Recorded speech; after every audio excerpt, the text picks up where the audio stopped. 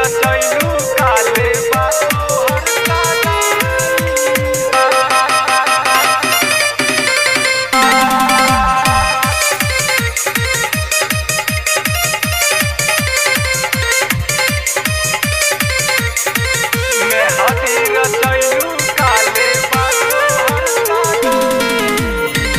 मेहदी रचैलू काले बातो हर सगाई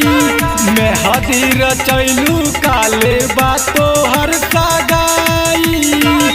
जाए सनम हमके दिहालू भुलाई जाए सनम हमके दिहालू रुलाई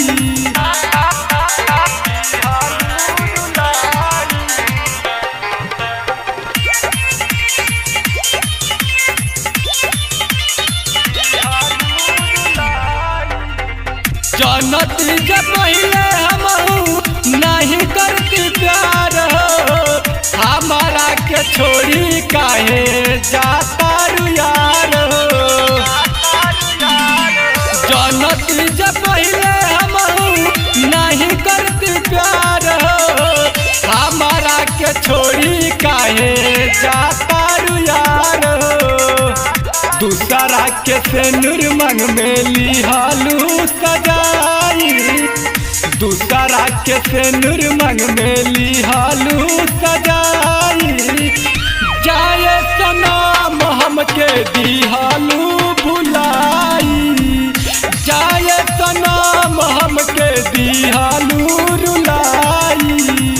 मेहदी रचैलू काले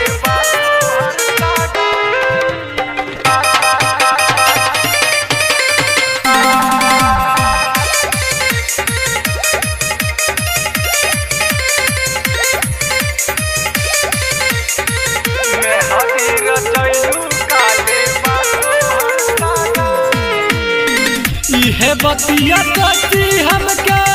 होई अपसोस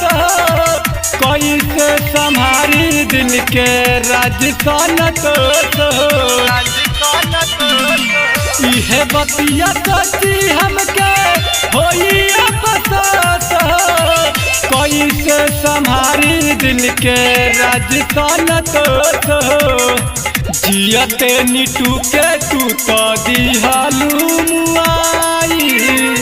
जियते राजा के तू तो दिहालू मुआई जाए सनम हमके दिहालू भुलाई